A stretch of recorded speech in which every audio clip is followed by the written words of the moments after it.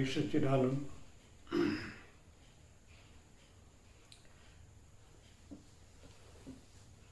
प्रिय साधक और जिज्ञासु आत्माएं,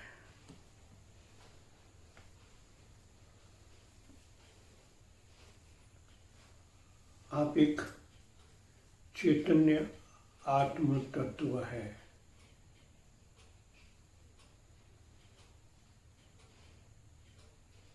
मैं इस बात पर प्रकाश डालना चाहता हूं, हम दैवी जगत के भगवान हम जिसको कहते हैं, राम जी, कृष्ण, जो विश्व से हमारे कई अवतारी पुरुष में होते हैं, 10 प्रकट होने वाला, 10 9 अवतार हो गए, 10वां प्रकट होने वाला है। ऐसे कई सिद्धिदायक महात्मा भारतवर्ष में हो गए हैं। कई महात्मा के पास ऐसी सिद्धियां थी, दिव्य दृष्टि थी, जिसको हम संजय दृष्टि कहें, इस सबको प्राप्त थी। ऐसे उच्च कक्षा के सिद्ध महात्मा आज तक भारत में ऐसे कई महात्मा हो गए हैं। उनके पास ये अनुभव की शक्ति थी। हम उसको संजय दृष्टि कहें या दिव्य दृष्टि कहें, भगवान कृष्ण ने अर्जुन को ऐसा ही दिव्य दृष्टि प्रदान की। तभी अर्जुन ने कृष्ण परमात्मा के विराट की अनुभूति की, भगवान के विराट के दर्शन किए।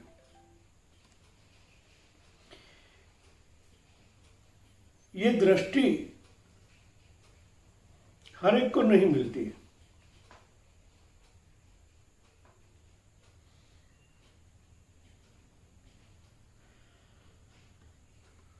इनका अधिकार जताना पड़ता है।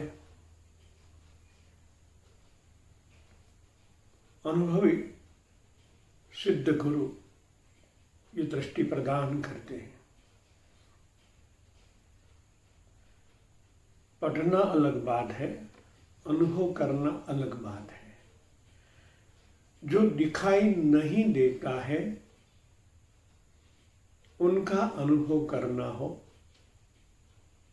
तो कुछ माध्यम चाहिए। जिस तरह मेरे को कुछ कहना है तो मैं इस शब्द का उपयोग करता हूं, इस शब्द से आदान प्रदान होता है। मेरा अनुभव मैं शब्दों द्वारा आप तक पहुंचा रहा हूं।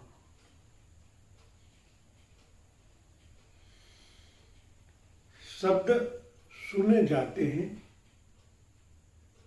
उनके जो वेव्स है दिखाई नहीं देते। शब्द कानों द्वारा ग्रहण किए जाते हैं और वो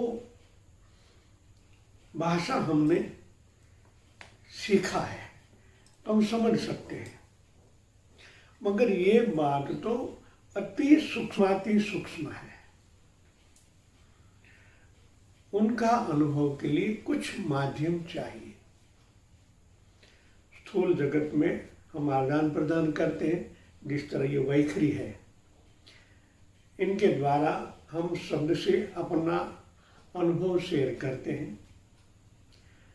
मध्यमा उनसे सूक्ष्म हुई, पश्यंती वो तो अति सूक्ष्म है, जो दिखाई नहीं देती। जब इनकी बात आती है, जो पश्यंती है, दिखाई नहीं देती, फिर भी है, जिसको हम कृपा कहते हैं, परमात्मा की कृपा, भगवत कृपा, गुरु कृपा, शब्द उपयोग करते हैं। कृपा का मतलब ऐसा था, उनका आशीर्वाद जब हमें प्रदान होता है तब हमारे अंदर कुछ क्रिएट होने लगता है, जो अनुभव सिद्ध है। वैसे ही जो हमारे ऋषि मुनिगण के पास सिद्धियां थी, नर से जो नारायण बन गए हैं, ऐसे महात्मा उनके पास दिव्य दृष्टि से वो देख लेते हैं कि मेरा साधक कितना आगे बढ़ा हुआ है, उनका कौन सा स्टेज आया है, अब मैं उनको क्या दूं जिससे वो परमात्मा को पहचान सके, अनुभव कर सके, और परमात्मा की, जिसको हम आशीर्वाद कहें, कृपा कहें, उस कृपा के द्वारा लोक कल्याण के कार्य करें। ये परम सत्ता की इच्छाएं हैं, गुरु द्वारा वो प्रकट करते हैं। ऐसी ही बात मैं करने जा रहा हूं।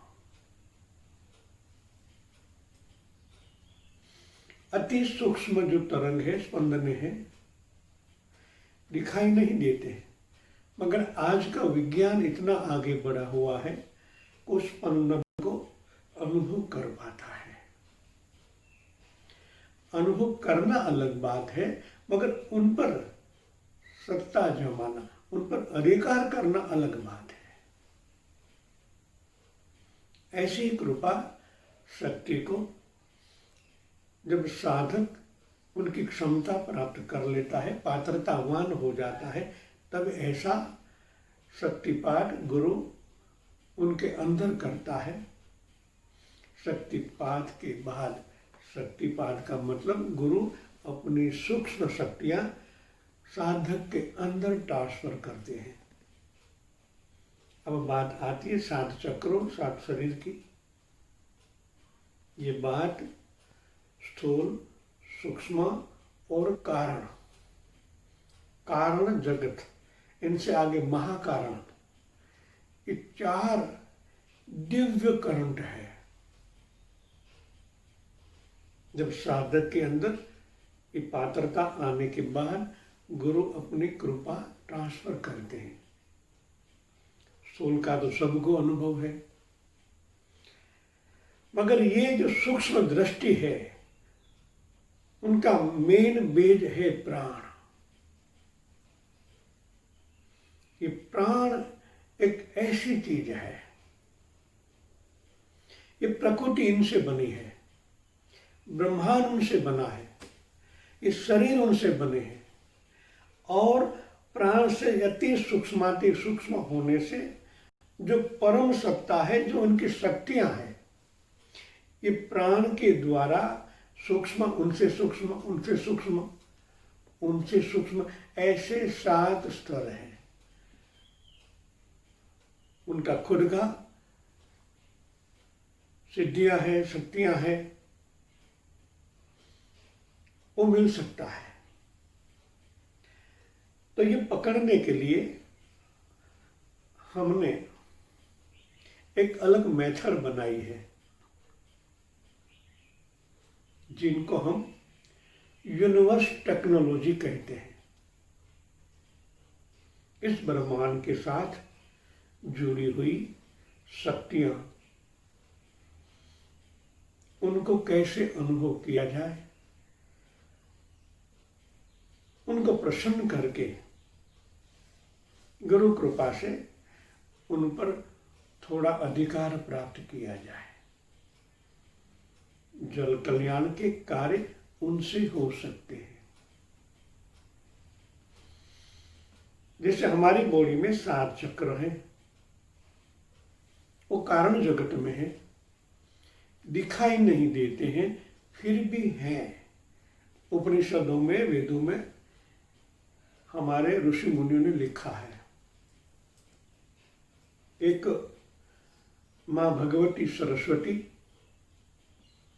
और गोरख, जो गोरख संप्रदाय के सिरमौर सदगुरु गोरखनाथ जी, उनके बीच का जो संवाद है, उनके द्वारा भी ये शक्तियां, सात चक्र, सात शरीर की बात की है अति सूक्ष्म, फिर भी उनका अनुभव हो सकता है।